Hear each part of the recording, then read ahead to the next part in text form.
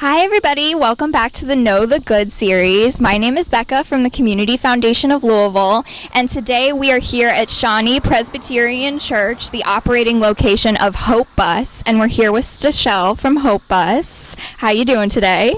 I'm great. How are you? I'm really good. It's hot out here. It's a lot. It's 90s in Louisville. It's heavy. So we are going to get to know you today. We're going to get to know the Hope Bus. So we will start out, go ahead and tell me a little bit about your organization, what you do in the community. Do you want to know about me or my organization? Both. Anything you want to tell us. No, so I'm Stachelle Bussey, the executive director and the founder of the Hope Bus, hence why it's Bus, because it's two S's, because it plays off of my last name. Oh, cool. Yeah, I know, right?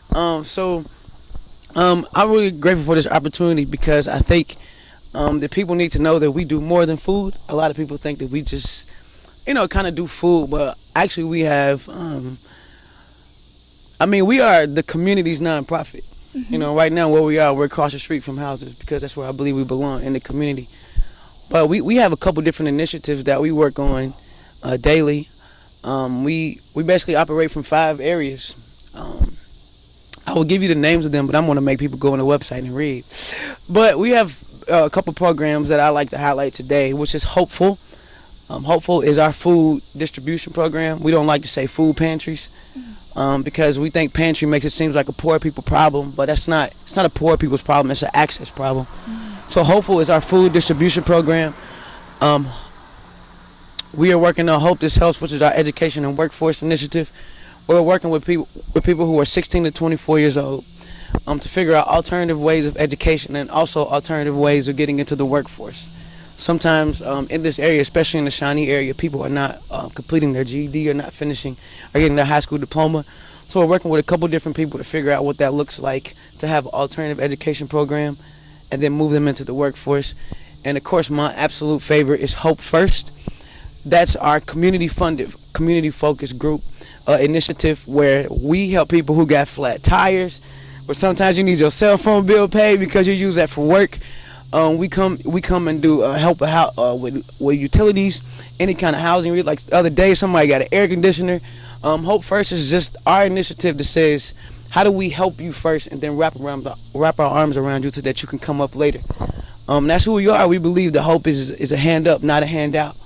And so we have Hope Heals that we're working on. We just did a vaccination clinic, and we're also going to be one of those sites that will have an ongoing vaccination. We'll be an ongoing vaccination site, so people will be able to come, to our location and get the shot consistently as we continue to work that out and what that looks like. So, we're just doing a lot in the community. We believe that we don't just believe in good work, we believe in effective work. And what does it look like to work together with the people in the community to create something for the community that actually serves the community? Awesome. I don't know if you asked for all that, but that's what you got. I'm willing to take anything you're willing to give. It's great information. So tell us a little bit about a success story that you guys have had. I think a year later, I think we're a little over a year later, and so I think we got a lot of success stories. I think probably one of my favorite success stories now, and maybe I won't mention the person, but y'all might get to see the person on the website, is a person who we used to serve is now an employee of ours. Oh, wow. That's awesome. And that's what we stand for. Mm-hmm. This partnership right here with Shawnee Presbyterian, it's our own success story, and of course our bus that we did ourselves, that we worked with the community to design and all those, to design and get painted and do those things, and now we're working to finish it. Those are our success stories, and I think if my board chair would talk, she's like on the side, by the way, controlling, patrolling me, make sure I say all the right things. But I think she would say that one of our most successful moments is kind of when we were doing the Thanksgiving food, when we was driving food around on the bus. We kind of made the bus a buffet style because we do different things with our bus, and we were like running out of rolls, wasn't we? It was like we was running out of something.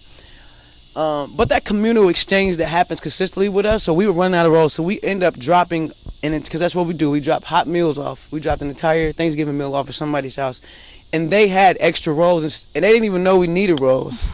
But they had extra rolls, and so then they ended up giving us rolls, and then we had enough rolls to finish out what we needed for the rest. That's so And so, cool. and I know a lot of people's success stories are about like money and all that, but that's not ours. Like we love those success stories where that is that communal exchange, that partnership.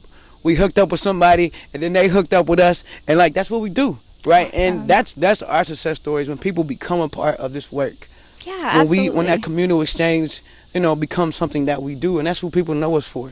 We are around the corner nonprofit, right? And so those are our success stories. When we get more and more people on the bandwagon working with us, to do this work, and people who say, y'all gave me food 1 month, so I had extra, so now I'm bringing y'all food for y'all food pantry so somebody else can have it. That's so cool. Like that's what we believe in. Awesome. So we have the Giving Day coming up on Friday, September 17th. Yeah, it's really exciting, coming very soon. So do you have any specific goals for the Hope Bus on the Giving Day? Yeah, so to be honest, we're at a stage now where we are capacity building. Capacity building means that we got to add staff because the work is plentiful. And while we have developed an incredible volunteer base, it's time that we add, that we do add staff to help run these operations, to help make sure that we are running more smoothly. We need somebody to keep up with me. That's the hardest job. I'm sorry, but so those capacity building is what it is. How do we serve more people? What do we do more of? You guys walked in the church, as you see, there are 20 computers sitting on there. We're trying to build a computer lab. We're getting washer and dryers, so that we can let the community come in and wash their clothes, dry their clothes, because it's not a laundromat around this area where people can actually get to. And so that's where we are, capacity building. How do we get more people to do more effective work? And so, to be truthful, we got a $200,000 building renovation on our hands. So we plan to make this building a resource center. People should be able to come in here, and they should be able to make appointments to see a mental health, to see a mental health therapist. They should be able to make appointments, they should be able to just walk in here to a food pantry that's up and running. They should be able to walk in here and get the things that we need, get the things that they need. And so that's where we are. We're in the midst of a $200,000 building renovation. The roof, we got 2 roofs. It costs $100,000. Oh wow! To get the roofs fixed, but that's what we're gonna do. We believe that the West deserves the absolute best. Absolutely. And so we don't just want them to walk into a building. We want them to walk into somewhere where they feel hopeful, right? They feel like it's hope. And so we're building out a computer lab, networking and all those things. We're building up a real food distribution program. Working with a couple different community partners for that, and trying to purchase a lot that is near us to create a community garden where we have classes and teach people how to grow food and help make themselves sustainable. So we have a lot of projects. The biggest project is this building renovation right now, and what we're working on, and also a building purchase. We cannot be one-dimensional.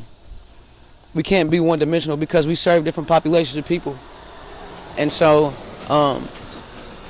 we are working on projects for our houseless friends. We don't like to use the word homeless. We've been working with the houseless community now for about 1.5 years, as we seek to do more to make sure that they have wraparound services. And so that, we need resources. But our ask is not that it's not just about money, it's about partnership.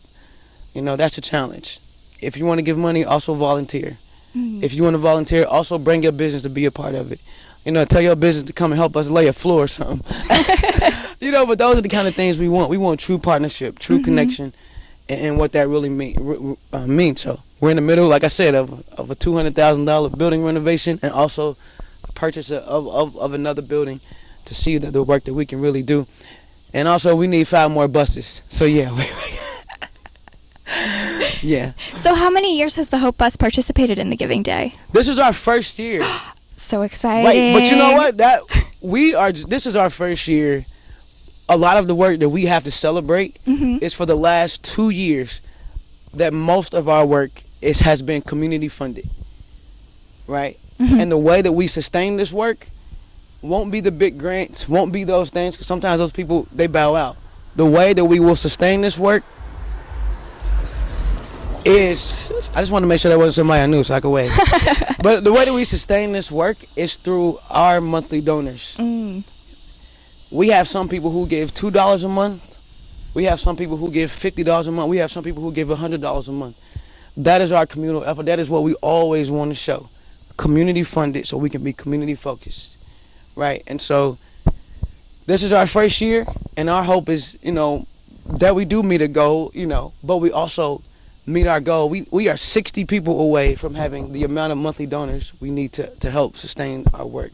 Awesome. So that's a goal for the Giving Day right there. We need 60 more monthly donors, giving anywhere between $10 and $25 a month. More if you want to.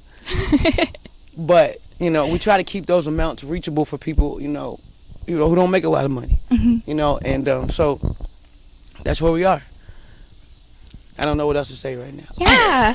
Well, tell us how people can support your organization year-round, just beyond the Giving Day even. Monthly donors. Become a monthly donor today. Like, don't wait. Become a monthly donor today. That is what we use to fund Hope First, which is my absolute favorite program. Where we can go out and help our houseless friends who need shoes and who needs IDs. Or we can go out and help the community when somebody does need their brakes fixed because it's their car is their only means of transportation to get to work. We understand that there are issues, that trickle down, right? And so we're trying to stop that trickle down. What is the one thing we can do, right? And so the one thing the people can do today is become a monthly donor, and also, help us meet our goal, help us fix this roof, But so that's. That's how we sustain. We need monthly donors. We got to have monthly donors. So let's bring it home. Tell everyone why they should support the Hope Bus on Friday, September 17th. We are community funded because we are community focused. We have our hands in so many areas. We are actually located in the heart of the West End. We are deep in the West End. The building you're in is on 44th. It's on 44th. It's the 30-second walk from Market. This work is the important work. This is the work that needs to be done. We are making an impact in our community. Every single person who is on the board in this organization or who is an employee has been a part of the problems that we are trying to solve. Right? We believe in making a better Louisville, and to do that, we got to create more partnerships, and that's who we are. Like, we hopeful. Hope first. Hope heals. Right? Hope this helps. All those things. And we need to see more Hope buses around Louisville, y'all. Come on. Well, thank you so much for having us today. Yeah. Don't forget to support the Hope Bus and all other organizations on Friday, September 17th on Give for Good. Thanks for joining us on Know the Good. See you guys next time.